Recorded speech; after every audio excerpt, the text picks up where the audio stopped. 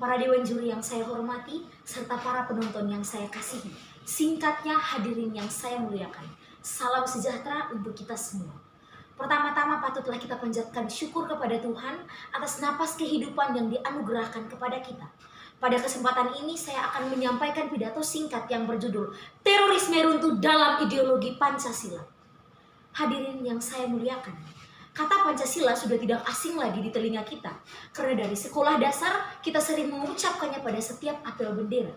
Pancasila adalah pedoman hidup bangsa yang mencerminkan kepribadian bangsa. Pancasila juga berperan sebagai pemersatu bangsa kita yang memiliki banyak keberagaman. Cikal bakal terbentuknya Pancasila dimulai dari pidato Insinyur Soekarno dalam rapat BPUPKI pada 1 Juni 1945.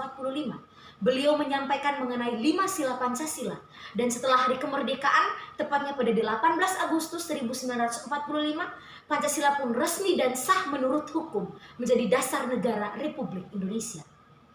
Hadirin yang saya hormati, meskipun nilai-nilai Pancasila telah diajarkan dan kita tanamkan dengan kuat dalam diri kita, tetap saja masih ada perilaku manusia yang menyelewengkan nilai Pancasila yang luhur ini. Mereka adalah para teroris. Teroris adalah musuh bersama kemanusiaan karena tindakan mereka yang membuat orang selalu merasa tidak nyaman dan selalu diselimuti rasa ketakutan, serta dapat mengacaukan sistem sosial dan hukum yang sudah mapan dianut bangsa Indonesia, bahkan dapat menyebabkan disintegrasi bangsa. Adanya serangan-serangan terkoordinasi yang bertujuan untuk menimbulkan perasaan teror terhadap sekelompok masyarakat atau yang disebut dengan terorisme ini terjadi karena sejatinya belum seluruh masyarakat mampu memahami nilai-nilai Pancasila secara komprehensif dan lemahnya masyarakat dalam mempertahankan moralitasnya sesuai nilai Pancasila dan Bhinneka Tunggal Ika. Salah satu contoh masalah yang terjadi sebagai akibat dari aksi terorisme ini, seperti yang dimuat di https.tribunnews.com, terjadi insiden ledakan bom bunuh diri yang terjadi secara berentetan di 3 tempat di Surabaya. Salah satunya adalah di Gereja Katolik Santa Maria Takbercelah pada 13 Mei 2018. Insiden ini benar-benar menggemparkan dunia pada saat itu karena banyaknya korban jiwa yang tewas dengan cara yang sangat tidak manusiawi.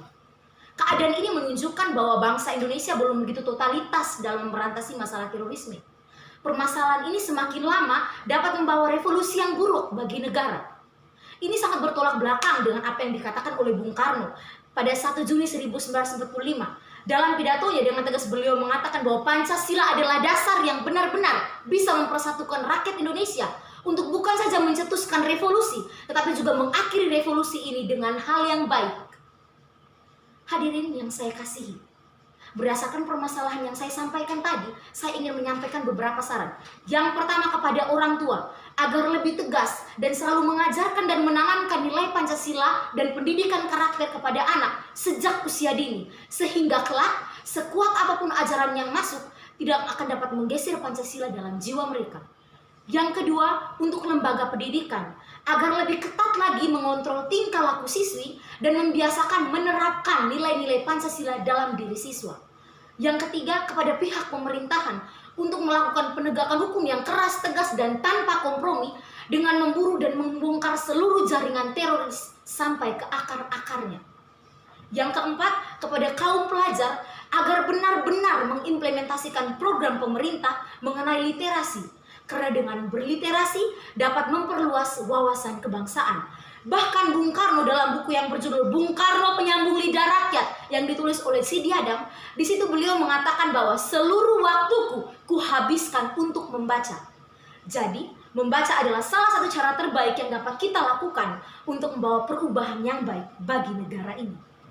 Hadirin yang saya banggakan, di sini saya sebagai pelajar, sebagai generasi penerus bangsa, ingin mengingatkan dan mengajak kita semua untuk bisa lebih menghargai dan benar-benar mengamalkan nilai Pancasila dalam jiwa kita. Kita harus bisa mengatur pola pikir kita untuk selalu berpikir kritis, nasionalis, dan demokratis dalam menghadapi pahaman atau ajaran baru yang masuk yang berusaha untuk mengganggu keberadaan Pancasila sebagai dasar negara kita. Maka dengan begitu, kita akan menjadi revolusioner zaman sekarang yang bukan hanya mencetuskan revolusi, tetapi juga akan mengakhiri revolusi ini dengan hal yang bukan hanya baik, tetapi menakjubkan. Saya Indonesia, saya Pancasila. Sekian dan terima kasih.